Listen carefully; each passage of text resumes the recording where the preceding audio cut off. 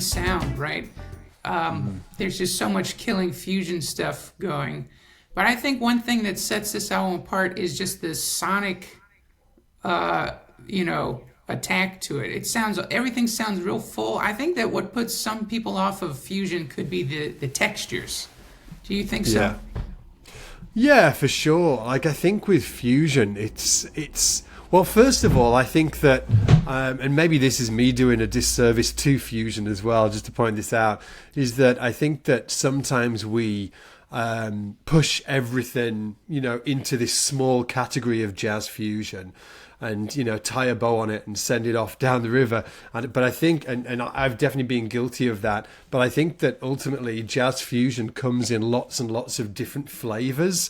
So it's like when I have a conversation about, with somebody about music and they make a broad statement like, oh, well, I don't like jazz. I'm like, really? I'm not buying that, because I think that for most people, when they hear the word jazz, they think of a very specific sound. And maybe that sound is what they don't like. But jazz it comes in, again, many different flavors. And for me, really, jazz is based in the world of improvisation. For me, that's what jazz is. That's really so it's just a vehicle for improvisation.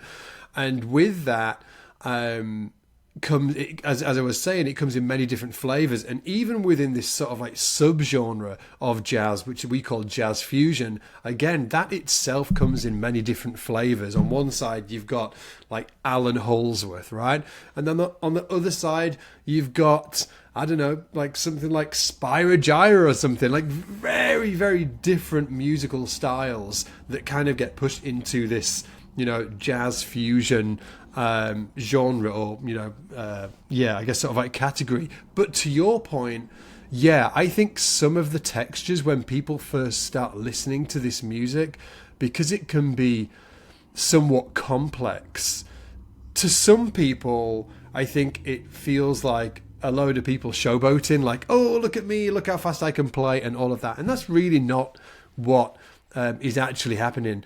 To my earlier point, I think that because it's based in improvisation, what you're seeing here is people improvise and spontaneously creating melodies, which ultimately that's what improvisation is, right? So I think that for some people that haven't listened to jazz fusion before, it might be an oral attack. They're like, what's going on? There's like all of these textures and tensions. Like, tension is another conversation that we could do. That's a rabbit hole we could go down, because within fusion music, jazz fusion, there can be altered harmony being used, and that also can be something that people haven't heard before. And when they hear it for the first time, they're like, oh, like, what is this altered harmony? They don't even know it's altered harmony, right? They're like, oh, that sounds awful. And hey, that was me. I can remember listening to John Scofield playing with Jaco Pastorius on that first the only VHS video that Jaco Pastorius ever made, which was Modern Electric Bass, right? And I can remember listening to John Scofield at the end playing with Jaco, and I was like, this sounds awful. This, like, who is this guy? He sounds awful. Now, I listen to it now and I'm like, oh, this dude's a genius. Listening to Scofield on that video, that the issue was, or the reality was, that my ears weren't developed enough to really understand what was happening from a harmonic perspective. It's the same as somebody who is really, I don't know, like a wine taster or whatever. If you're a very skilled, just put it out there, I know nothing about wine, right? So excuse me coming up with this analogy on the spot. But it's like, I might taste, there are certain wines that I taste, I'm just like, this just tastes vile to me. Whereas an experienced wine taster, when they taste it, they'll be like, they'll have all of the different flavors in their palate, and they'll be like, oh, there's this fruity thing happening over here, and there's this sort of like bitter edge over here. I don't taste any of that. So I think that when people first start listening to jazz fusion music, that can happen. You can it can feel complex. To your point, you get these angular textures, and it can sometimes, if you're not used to that music, be a bit of it could be hard work. It's one of those things you need to warm into. Yeah. Well, that's what, when you're saying that, I definitely feel the same way. It took me a while to get into jazz in general. And I wonder, I just get so excited about this kind of music that I wonder if there's like a way, or there's some albums you could suggest to kind of like start building people's ears. You know what I mean? Is there a pathway to get us there? Yeah, for sure. Like for me, it was like rock. That was the way in, because before I listened to any jazz at all, I was a guitar player first and foremost. I was a guitar player. I was listening to Nirvana and Smashing Pumpkins and the Stone Temple Pilots, all the way through to Van Halen and Steve Vai, Joe Satriani, Nuno Bettencourt. Like that was my world. So many people, when they think about getting into jazz, they think about somebody starting out starting out with bebop and then going from bebop to hard bop and then hard bop to sort of like when Miles Davis went into the sort of like the earlier fusion stuff. And then that wasn't me at all. Like if you'd played me any bebop, like when I was 16 or 17, I would have freaking thrown that thing at you. I was like, come on, like give me some sort of like dive bombs on the whammy bar or get out the door. So for me, the pathway in was really rock. And I found that my easiest pathway in was Alan Holdsworth, because to me, he sounded like a mix between Joe Satriani and Steve Vai on steroids, just like crazy town. Just like the way that he could fly around the guitar was I just never heard or seen anything like it. So I was like, wow, who's this guy called Alan Holdsworth? Also, it really helped that Steve Vai and Joe Satriani were just huge Alan Holdsworth fans and talked about him in all of the articles that I was reading at the time. And I was like, okay. And I can remember talking to my old boss about it and saying, who is this guy called Alan Holdsworth? And my old boss saying, well, this is jazz fusion. And I was like, jazz what? And he was like, jazz fusion. And then off the back of that, he was like, hey, maybe you should check out Scott Henderson.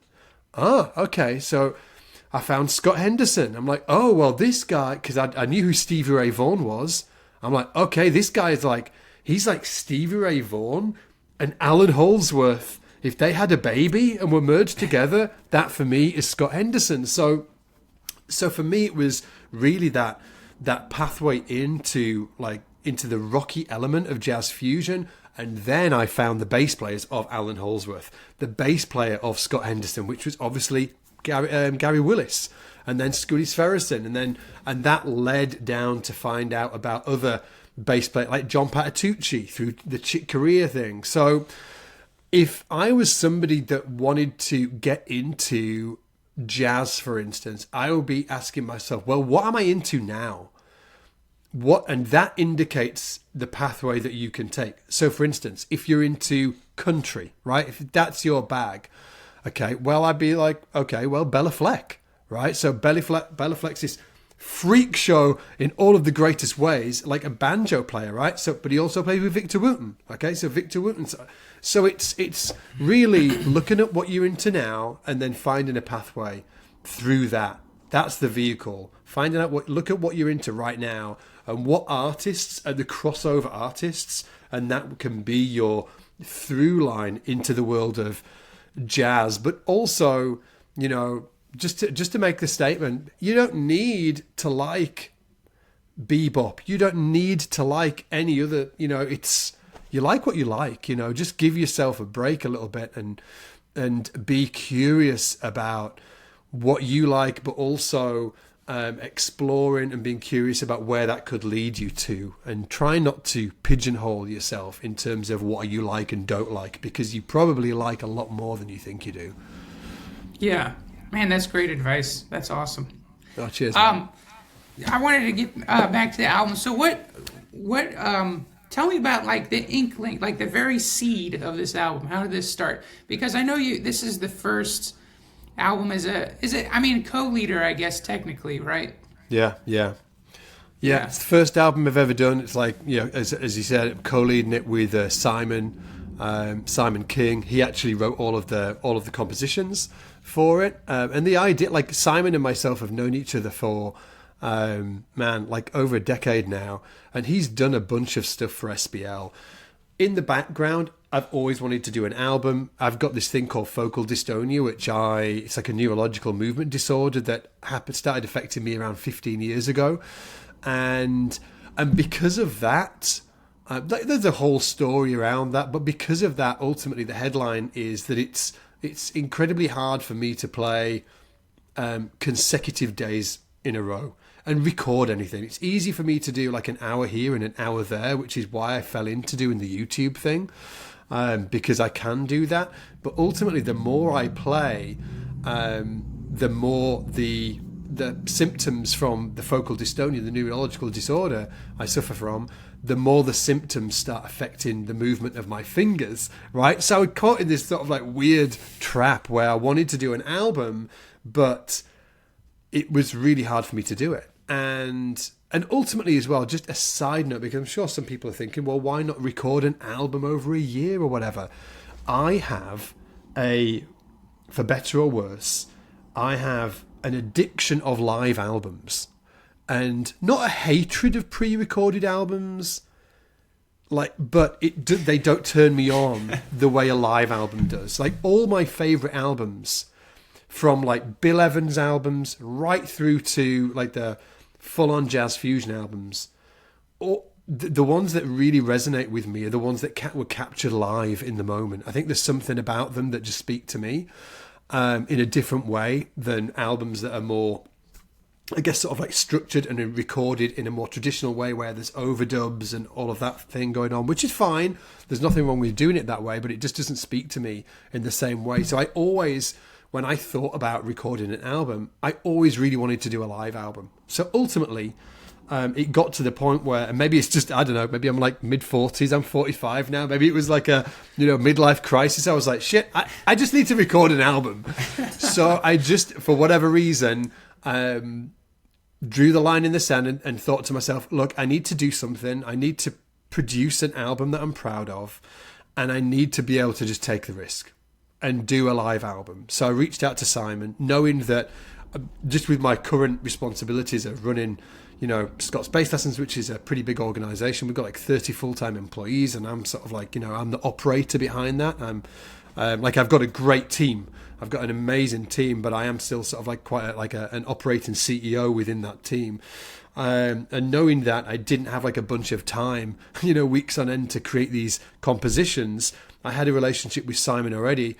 I knew he was like a jazz fusion nerd, as I was. So I just reached out to Simon and said, hey, do you want to do this album together?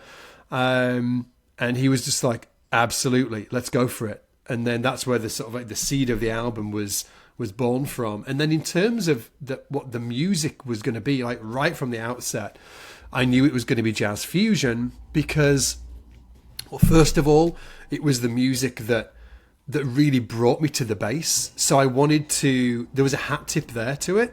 It was the reason why I picked up in the bass in the first place. Before that, I was like much more into rock and metal, and as I was saying, Steve Vai, Joe Satriani, and the way that I found the bass players that I fell in love with was through jazz fusion. So I really wanted to pay respect and honor that. And also Simon and myself are just huge jazz fusion fans, but also I wanted to do something because within that genre, because I think it's a genre that is somewhat dying. I think that it's, for whatever reason, it's not in favor right now. It's not in fashion. All of those fusioneers of the late 80s and early 90s, they are around. Some of them are around, but the music style has changed a lot. And I really wanted to do something that was really within that, like traditionally within that genre of music. And I think that part of the reason that music has not died, but you just don't hear it as much these days, is because of the the what I think is a new era of artist and music ecosystem has emerged, where now not only do you need to be a world-class musician, but you also need to be world-class at playing the game of building an audience online, aka social media, right? And I don't like using the word social media because I think that it doesn't represent truly what it is. I think that the online ecosystem that we live with now is an ecosystem where people, if they want to really utilize the capabilities of, being online, having that ecosystem available to them, the best way to think about it is building an audience. It's not, we're not posting for no reason. That's the posting endless content online is a means to an end, right? The reason why people are posting, or should be posting, ideally, in my experience and opinion, is to actually build an audience who give a shit about your music. It goes right back to that old Kevin Kelly article that he wrote called 1,000 True Fans, which is probably more than a decade and a half ago, where he wrote this article about building 1,000 true fans. And I think that is how what we're doing now is building a true audience, and using social media is the way that people do it nowadays. But a lot of the people, the legends of the late 80s and early 90s, they don't want to do that. They don't want to do that. They're like, are you kidding me? I do not want to go onto Instagram or TikTok or YouTube and post these videos. And I'm not saying that that's right or wrong. It's just a reality of, I think they're totally within their rights to think that. More power to them, whatever, right? But the reality is, because they don't want to do that, it means that a certain genre of music has not made the transition into where we are right now. And I think that being who I am and understanding the modern ecosystem that we live in, using social media in the way that we do, I wanted to be like, hey, actually, that music of the late 80s and early 90s can exist right now, and it should exist right now, and we should be playing it right now. And I think that the reaction from our audience as well as we release the album is an absolute signal that I'm onto something there, that they do give a shit, they do enjoy that music. And it was, in my mind, maybe it was this move in, I guess, the way that music is consumed and people promote music. It was that move to online that had, in part, some kind of knock-on effect to why jazz fusion became not as important or as popular in today's music world that we find ourselves in now. Well, that's interesting because you've already got the clout to show it to people, right? That you're saying, that they don't want to do, which I can see their point of view. I mean, that from back in the day, somebody else does that. They do the art and somebody else takes care of the rest, Absolutely. Oh, I can totally see their point. And there's people that I believe have actually been caught in the crossfire of it. There's like three categories of people. The first category is the people that existed beforehand, before social media, before Instagram, before TikTok, before YouTube, in the traditional space. And in general, they sat in my, I romanticize about this somewhat. They sat in a darkened room, perfecting their craft, shedding every day, working on these beautiful compositions, and generally every year popped up, created an album, released it to the masses. Everybody goes wild. They do a tour. Everybody goes see them, rinse and repeat. They do that year in, year out, right? That was the old model. And to your point, yes, in terms of the distribution and the management of that and the marketing of that music, that is controlled, or somebody else is responsible for all of that. The artist is truly just responsible for the music and then going and performing the music live, right? So, and then you've got so that's category one. let me jump. Category 3 is the new wave of musicians that are native to the ecosystem environment that we find ourselves in now, right?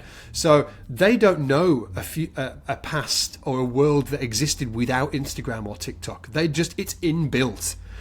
Their heroes are like Cory Wong or Ariel Posen or Wolfpack or Snarky Puppy, right? Those guys have been brought up in that era, and they're like, oh, okay, my heroes are just the people I mentioned. So they understand that when they, want to release an album, when they want to, work on their craft or become an artist within their own right, it's like, it's kind of inbuilt. They know what to do to a certain extent, right? But then there are the people that were caught in the crossfire, and those individuals are the people that right at the end of, I'm not going to say any names, but there were some people that are a little younger than me, like I'm mid-40s, people around, I would say 35 to around, actually like between 35 years old to 50, like that 15-year that slot there, were people that would have in that first model that I was speaking about, they would have thrived in that model. In the new model, they don't thrive because they were actually brought up in the old model, and their heroes were using that old model. They were beavering away for a year, releasing an album once a year. They brought it to the world. Everybody loved it. Management companies, record companies took care of all of the sort of like, all of the little, snaggly bits, and then they just rinsed and repeated, right? That's what they were brought up in. And they didn't transition to where we are now. And I feel for those guys because they would have thrived. Because, just let me, I'll say this, that in the previous era, they would have been superstars. And I think that where we find ourselves now is superstar players that are in the danger of becoming irrelevant because they don't know how to play in this new environment that we exist in now. And that's a little heartbreaking for me. I've had lots of debates about this with people. Some people are like, no, they should just get on board, man. They should just get on board. This is how it is these days. And I'm like, well, I understand what you're saying, but I think that it isn't as binary as that. It's not black and white. There is lots of shades of grey there. So I do feel that there are really fantastic artists that haven't made that transition, and I would love and maybe that's just what it is. It is what it is. There was a certain era that caught in the crossfire, and now we're in this new, online space that is a different game to what it was before. But I do wonder if there is a world that exists in the future where those individuals that got caught in the crossfire can thrive more again and be, I guess, have more eyeballs on them and more attention, the attention that they deserve, because they truly are like world-class performers, but they just really struggle in doing that, the social media thing that it seems that you need to do nowadays to be an artist, that people are gonna, you're gonna, because you have to really grasp people's attention. There are some artists out there that are doing an absolute world-class job of it.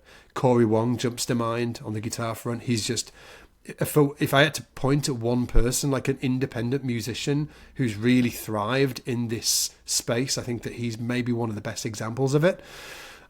Especially on top of that he's not a guitar god, really. Like, he's an amazing musician, but he's not, whizzing up and down the neck doing Steve Vai solos. It's actually very different, but he knew how to leverage the online ecosystem we find ourselves in right now.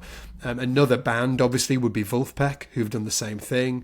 Before those, like Snarky Puppy. I think that Snarky Puppy might have been the first band that really capitalized on this new movement that was happening. But yeah, who knows where it's going. I'm really excited about it.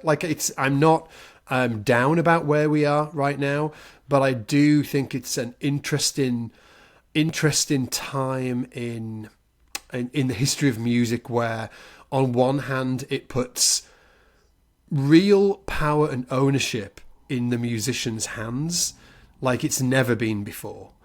But it also, we're in this little, a space where everything seems to be optimized for short form media formats, TikTok, Instagram Reels, like this 1 minute, and I'm not fully on board with that is the best way to make art. I don't like even though some people could argue it's great guardrails. I'm like, bullshit, man. I don't think these are great guardrails. I think that they're actually damaging in terms of true art. But that's my opinion. But all that to say that I think that we're in a really interesting space. I'm very excited about the future. Really excited about the future of AI and what that will bring to in the terms of music. Like I watched a really fantastic interview the other day with Lex Friedman and Zuckerberg on the Lex Friedman podcast, where they were having a conversation and wearing these. They could basically, it was like they were thousands of miles apart, and for those guys, it felt like they were sat in the same room looking at each other, which blew my mind. And I thought, wow, what does that mean for live performance in the future? Like, I think that AI, yes, there are some interesting and scary things that will happen in the future, but there are also going to be some really exciting things as well. So yeah, I'm super pumped about it.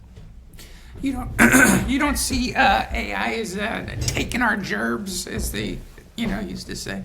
Yeah, I think that there will be in the future. Absolutely, there's going to be AI pop stars, without shadow of a doubt. There are going to be pop stars that are going to be like it kind of. For me, what was Damon Albarn? After he did Blur, Damon Albarn, he did Blur, and then he did, what was that band he did after? It was all of the members of the band were cartoons, weren't they? I can't remember what the band was called. Gorillaz, yeah. Like there is going to be a Gorillaz in the future where the entire band's going to be animated, but all of the music will be also produced by AI, and they're going to have massive hits. So I do think that that's going to exist.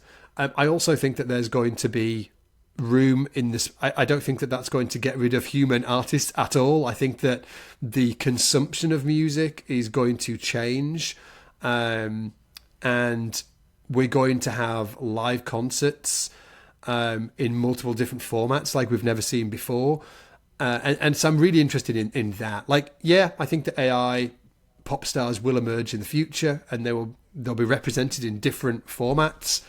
But I also think that that technology and AI is going to bring all of these other things into play that will enhance the experience of listening to music. And yeah, I'm really excited about it. So I don't think AI is going to come and eat our lunch. I'm an optimist. Yeah, I can hear that. I don't know. I'm a little bit on the fence, It could go either way for me. But yeah, absolutely. Oh, it could definitely go either way. Yeah.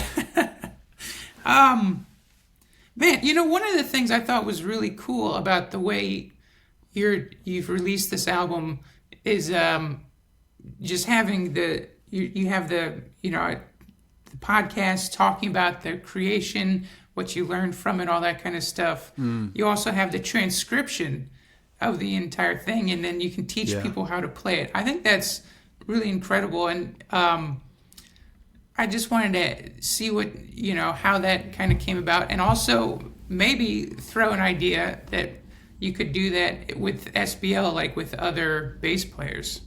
Have you thought about doing that at all? I have. Yeah. Okay. So, two questions. I'll dive into the first one. So, in terms of how we've released the album, so if anybody hasn't seen that, just for context. What we did is, before we released the album, I was podcasting about about what I'd learned, first of all, from making the album from a personal note, and then I also did an episode talking about the gear I used, and did an episode about my regrets about, you know, what I would change, if anything, next time around, and a bunch of all of that stuff. So that's what we did ahead of time. And then we released the album. As we released the album, I was also kind of like, I guess, sort of like daily posting on Instagram, and not only talking about the album itself, but also sharing my experience and history with fusion music. And I did that actually leading up to the album release as well on Instagram. I was talking about all of the great fusion albums that I loved in the past, all of the great bass players that played fusion, like Alan Holdsworth and Jimmy Haslip and man, you know, like all of those, John Patitucci, all of those great players. And then I was sharing them, linking out to all of their albums.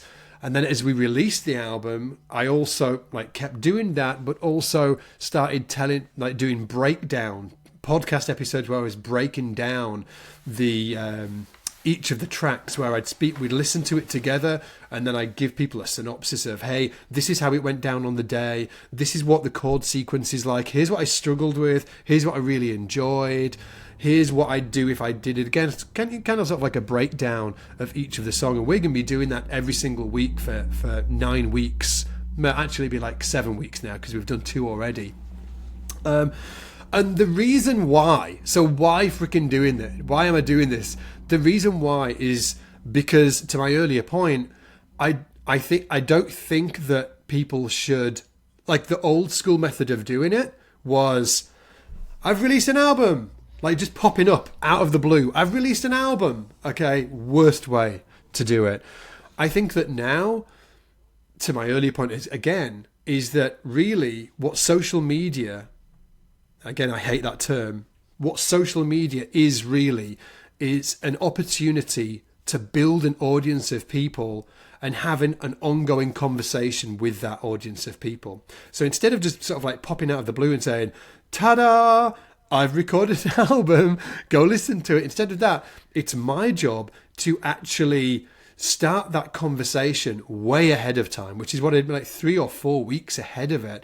I was telling the story about the musicians that I'd chosen, where we were recording it, why it was fusion, and all of these sort of like interesting things that were really unique to my personal story with fusion. And also, just to put it out there, why people need, like, what jazz fusion is and why people should give it a chance.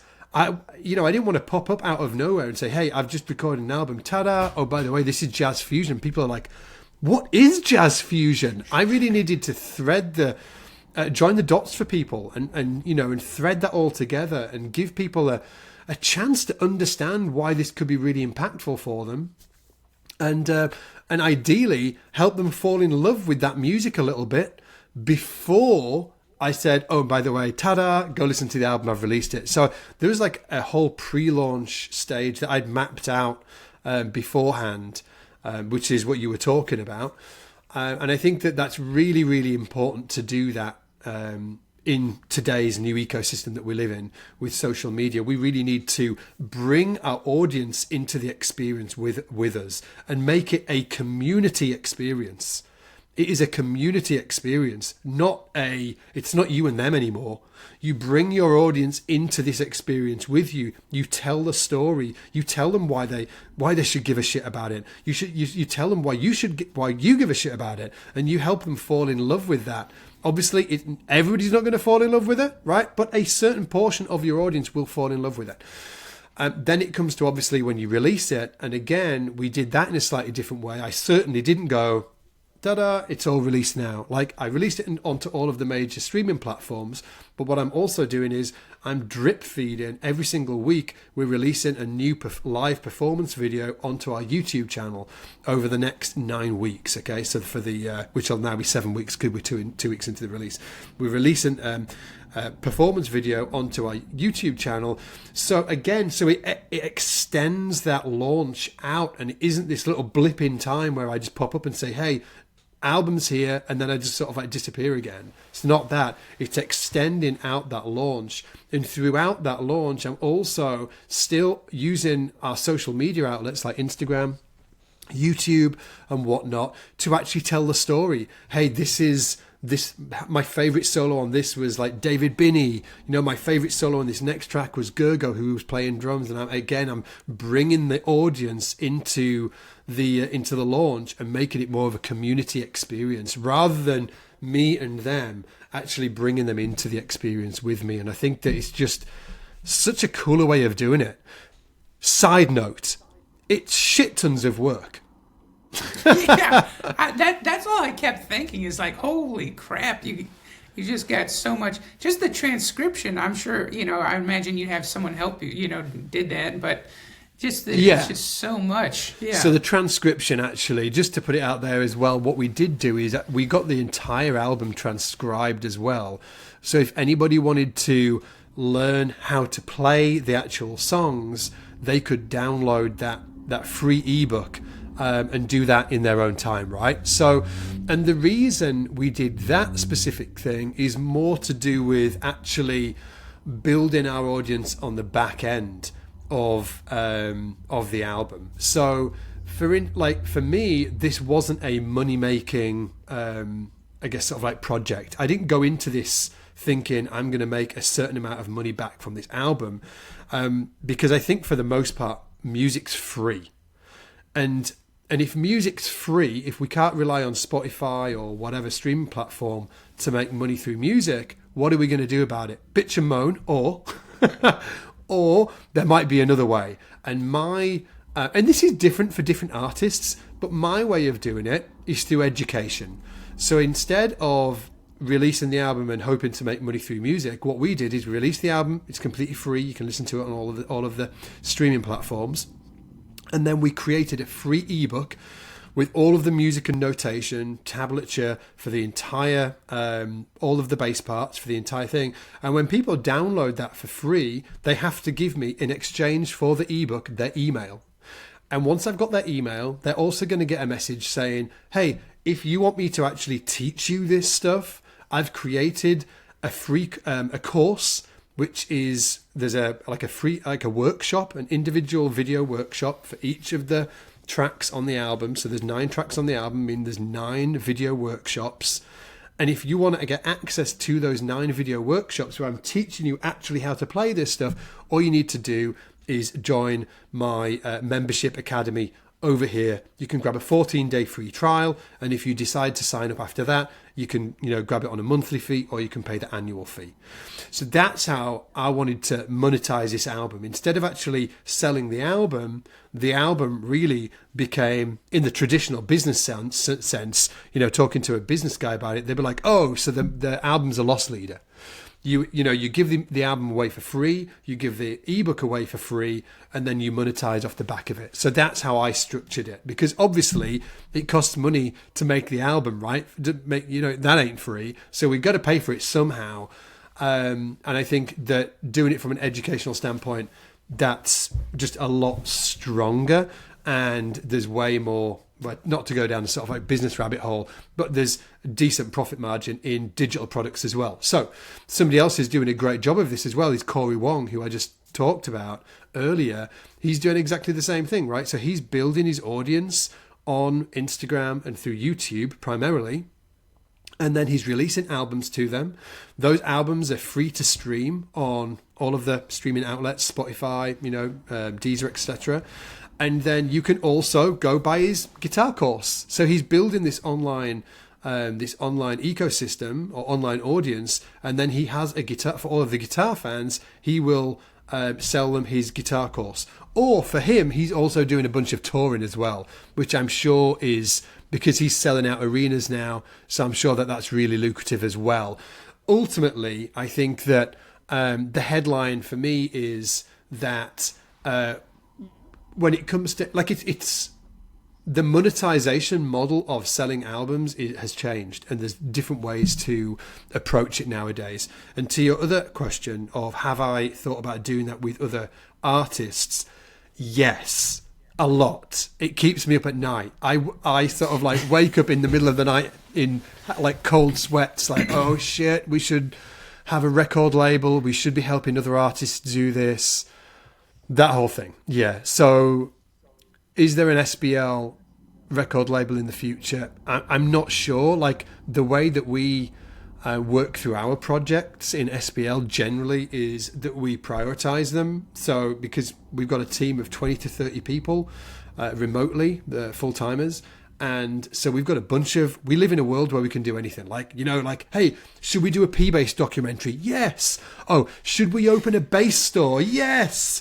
Should we, should we do this? Should we partner with somebody and do this in guitar as well and do like a SPL type platform over again? Yes. So we kind of live in this weird space where we can choose to do a lot of stuff. And that is a tough, I find that really complex to, I guess, think through the different opportunities that are available to us, as myself and the team. So that is on the cards. It's one of the opportunities. We've got like a doc that we keep, and it's got probably sort of like 10 to 15 really cool ideas on that doc. A record company is one of those things. I would love to do it in the future. Who knows? But it's definitely. I think that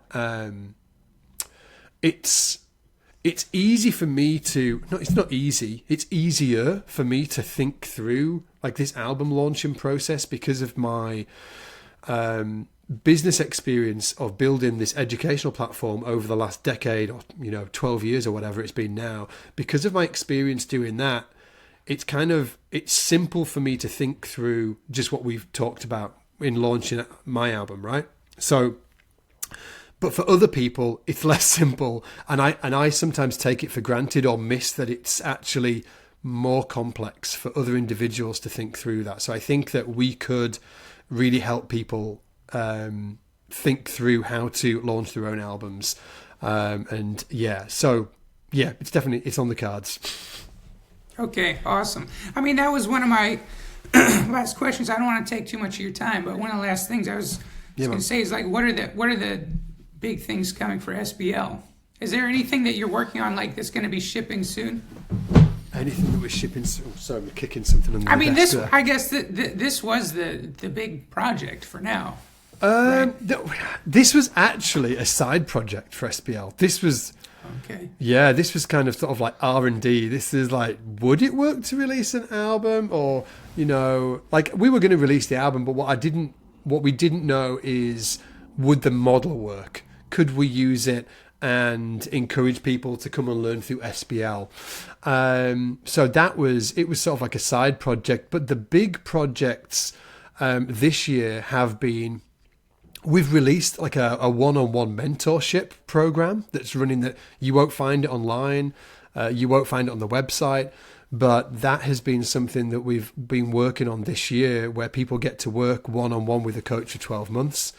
So that's been like a project that we've been working on and will continue to work on for the next 12 months, 18 months, really, because we're trying to create something that's really, truly world class. So that's something we're working on. We're also going to launch a new membership experience for people that want a college or true music school type experience, but 95% less than you would pay, or more than 95% less than you would pay if you were to go to a traditional music school. So, and that'll be launching later this year. And in simple terms, what that looks like is, for me, and I honestly kind of like stole this idea really from from two different places actually. Originally, when I really wanted to go to music school, and I couldn't because I did terribly in high school, like terribly. I scraped through, and then when I went on to take sort of like my exams, I left school early, didn't get any qualifications. So when I wanted to go to music college, I did the audition, and that went great.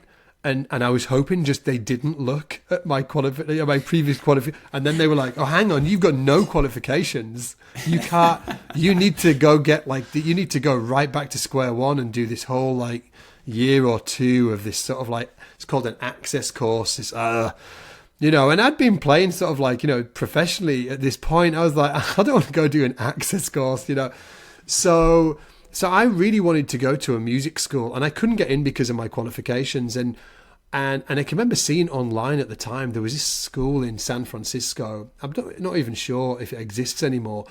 And it was a school, like a real actual physical school that you could go to. And every single day they ran like 4 or 5 classes. Like there was like Latin jazz classes, there was improv classes, there was composition classes, there was theory classes. There was like bass specific classes. There was, ensemble classes. And every single day, 6 days a week, they ran these classes. And I was like, wow. And obviously, I was living in the UK. I couldn't get to San Francisco. But I can remember thinking that, and it was also, just to put it out there, so for context, it was not like a degree course or anything like this. This was for people that wanted to do it like as a mature student. They wanted to do it, maybe they had a job or something like that, but they could choose to go to like 3 or 4 classes a week into what they wanted to specialize in. And it was jazz specific as well, this school. And I can remember just thinking, if I lived in San Francisco, that would have been the greatest thing for me to be able to do that. And then years later, I was looking at something that Pete Martin had done. So Pete Martin's a great, great piano player. God damn, this guy's a great piano player. But he also has this great school called Openja Studio. And they have a program for all instruments. It's not their usual membership. It's like a higher tiered membership that they have.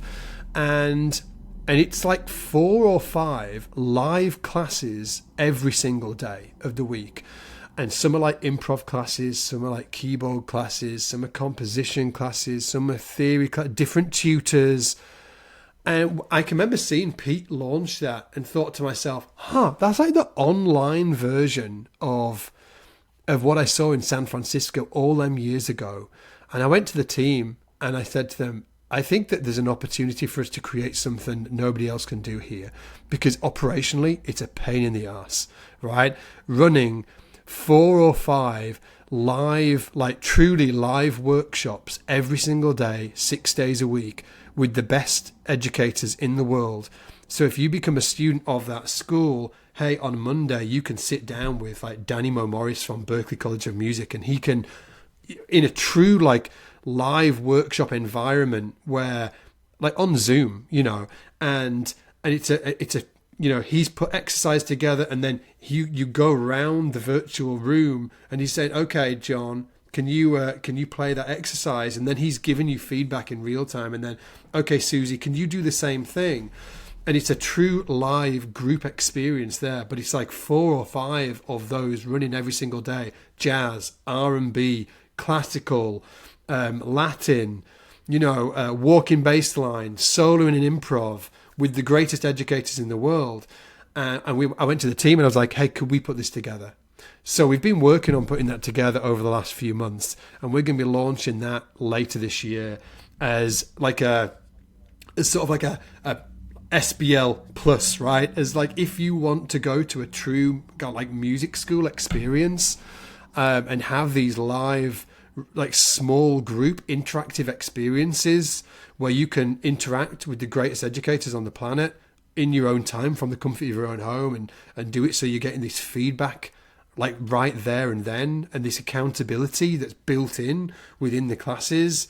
That's what we're launching. So that's the big thing that we're launching this year as well, which is, I'm just like, wow, it's a lot to take on, because it's obviously a big responsibility because we want to get it right, but from an operational standpoint it's just pretty gnarly as well, which is why nobody else has done it, because it is a heavy lift. But I think that from an educational standpoint for the bass community, it's going to be pretty wild. It's going to be really wild to be able to do that. That sounds amazing, dude. That sounds like so cool. And I mean, if anybody's got the infrastructure to do it, it would be you, right? Yeah, that's why we wanted to do it. I think it's something that really would bring something to the world that kind of it needs to be there. Like it kind of, when I saw that other people do it, when I looked back at that old school in San Francisco, I was like, wow, that would be cool. When I saw Pete Martin launch his thing for Openja Studio, I was like, oh, this kind of needs to exist. If I rewind the clock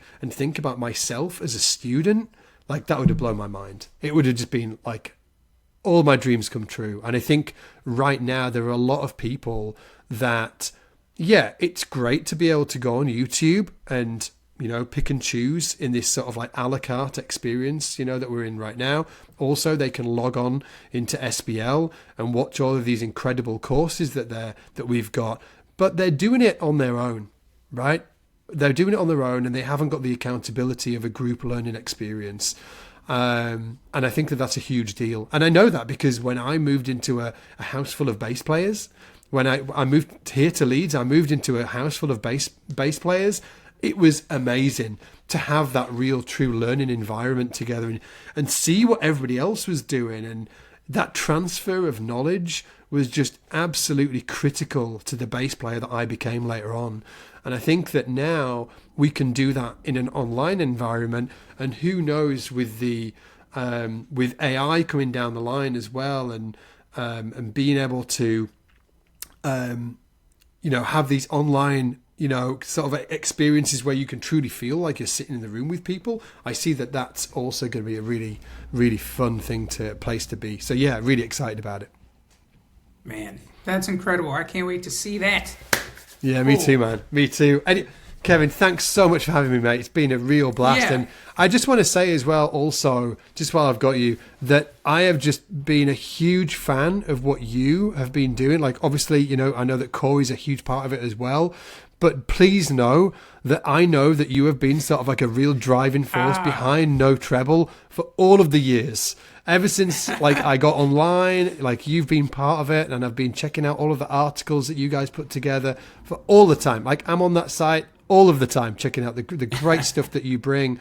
And I think that there are a few platforms online that really, I guess, sort of like shine a line on how special the bass community is.